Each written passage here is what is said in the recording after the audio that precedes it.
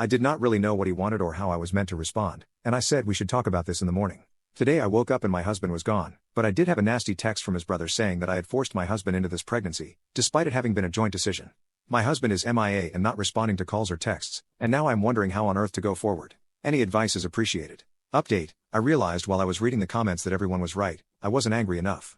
My husband had insulted me and our marriage in a very hurtful way, and it just didn't really register for a while. I was so confused and upset that it didn't occur to me to be angry, but I think everything just needed to sink in. In the meantime, I called my best friend who has been such a rock in my life. She came over with some chocolate, and was furious when she heard.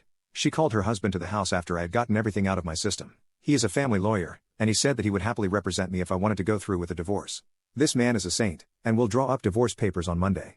My mother-in-law showed up with my husband in the car not long after my best friend's husband arrived, and she practically dragged him to the door. My mother-in-law said that he had showed up at their place late last night saying that he was certain that I was using the baby to trap him. Fortunately, my mother-in-law is a smart woman and absolutely tore him a new one before dragging him to the house today to apologize.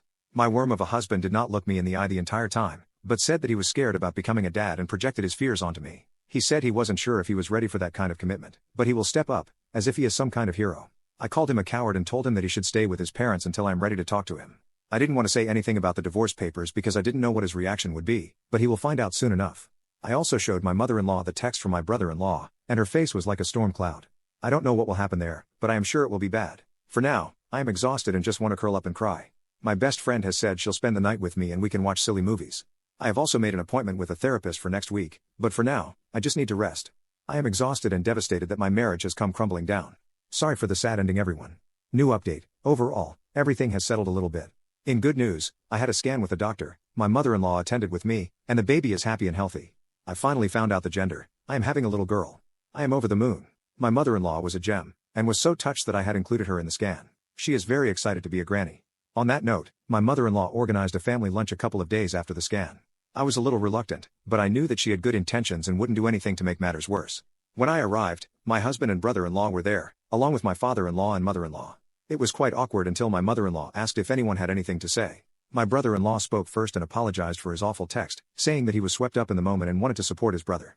I explained how hurtful it had been to receive such a nasty and vindictive message, and that he knew as well as anyone that my husband and I had been trying for almost a year. He hung his head and mumbled something. That was pretty much the last I heard out of him for the afternoon. Next, my mother-in-law looked quite pointedly at my husband, but he actively avoided anyone's eyes. Eventually she spoke up and announced that my husband would no longer be welcome to stay in their house. She said that she was ashamed to have her son behave the way that he has, and that she would prefer to make space for her granddaughter rather than have some lowlife hanging around. My husband had opened up his mouth to say something earlier, but his eyes lit up when she said granddaughter. My husband had always wanted a girl and he was suddenly in tears saying that he was so pleased to hear the gender. My husband was suddenly wanting to touch my belly and asked if he could come home and paint the nursery. I told him in no uncertain terms that he was not welcome and that he had destroyed any trust I had in him. I told him that if I took him back, I would be worried that he would disappear at any kind of big news and that I couldn't have someone at my side who balked at the first chance. He asked me if I was telling him it was over, and I point blank told him that I had engaged a lawyer. My husband was kind of frantic, but I felt so calm, like someone had put a blanket over me in the situation. Normally I am a big crier, but I felt so removed from everything.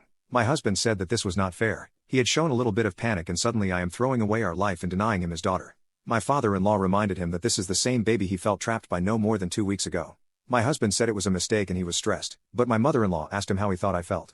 She asked him to imagine being so vulnerable and giving up your body to grow a family, and suddenly the one person you trust is accusing you of terrible things. He said it was a mistake and he projected his fears onto me. I told my husband that I felt so broken when he left because I had all these dreams of a beautiful family which came crashing down in an instant. My husband said that he wanted those things with me and he wanted our baby girl, but that he let the panic overwhelm him.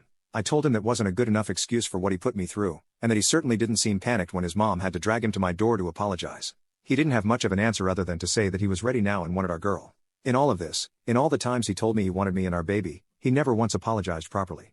After a very, very long discussion, the lunch wrapped up and my mother-in-law stood by what she had said about my husband not being welcome. He asked again if he could come home with me, and I told him that it was my house. I owned the house before we married, and it was going to be a safe space for me. That is to say, he is not welcome.